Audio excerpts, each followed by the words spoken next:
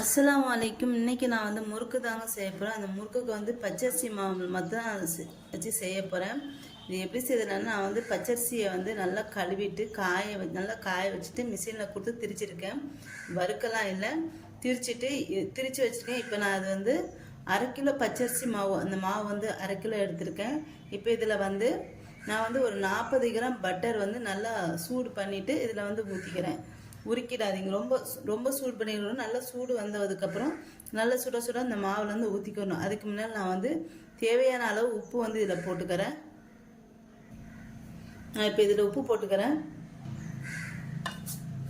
இது நல்லா கலந்து விட்டுக்கோங்க. இப்போ கலந்துட்டு இப்போ சுட சுட நான் வந்து அந்த பட்டர் வந்து ஊற்றிக்கிறேன். இதில்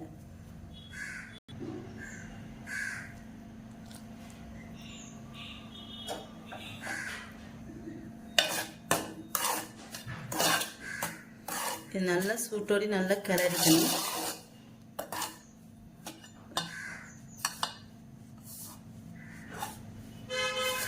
இப்போ இதை நல்லா உருத்திக்கிறேன். நான் வந்து கட்டி இல்லாமல் நல்லா உருத்திக்கணும். இதை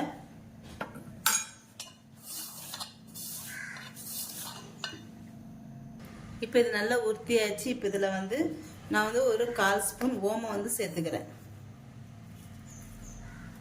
ஓமம் வந்து ஒரு 1/4 ஸ்பூனு, ஒரு ஸ்பூன் ஜீரகம், ஜீரகம் இல்லை, எள்ளு.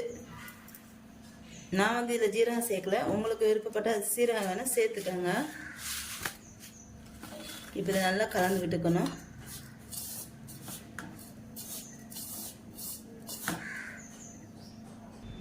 இப்போ இது நல்லா கலந்து விட்டதுக்கப்புறம் இதில் வந்து கொஞ்சம் கொஞ்சமாக தண்ணி ஊற்றி நான் வந்து பிசைஞ்சிக்கிறேன்.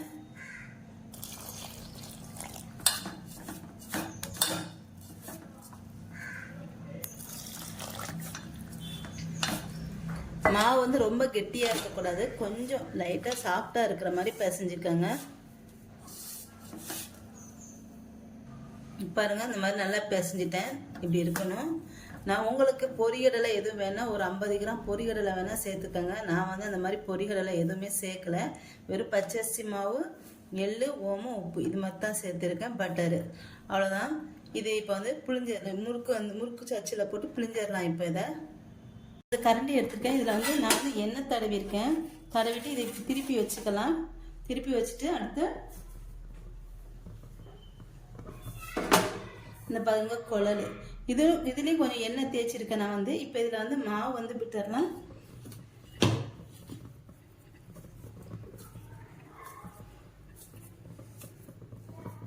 மாவு போட்டு இப்போ நான் இதை புளிய போதைப்போம்.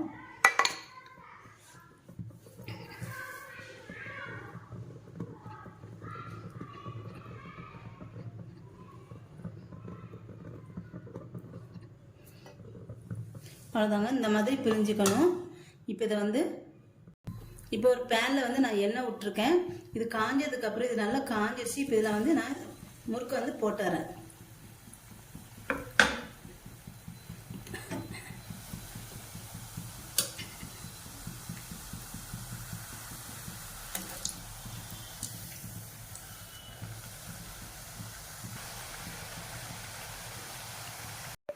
முறுக்கு வந்து ரெடி ஆயிடுச்சு. இங்கே பாருங்கள். இப்போ இதை வந்து நான் வந்து எடுத்துடுறேன்.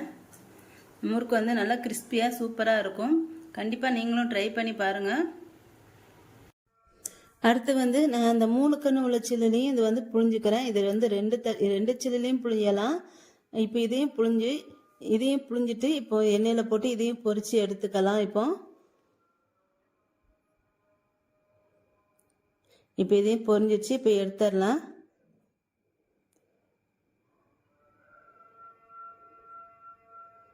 இது பாருங்கள், முறுக்கு வந்து ரெடி ஆயிடுச்சு. இப்போ இது எவ்வளோ மொறுன்னு இருக்குது பாருங்கள். இது வந்து கடுகடுலாம் இருக்காது. அப்படியே உங்களுக்கு அந்த மாதிரி தோணுச்சுன்னா ஒரு 50 கிராம் பொட்டுக்கடலை வந்து போட்டுக்கோங்க, பொடி பண்ணி. இப்போ இது வந்து அடுத்ததில் அந்த சில்லில் போட்டது, அதுவும் நல்லா எப்படி இருக்குது பாருங்கள். எல்லாமே நல்லா இருக்கும். கண்டிப்பாக நீங்களும் ட்ரை பண்ணி பாருங்கள். என்னோட இந்த வீடியோ உங்களுக்கு பிடிச்சிருந்தா லைக் அண்ட் கமெண்ட் ஷேர் பண்ணுங்கள். என்னோட சேனலை மறக்காமல் சப்ஸ்கிரைப் பண்ணிக்கோங்க.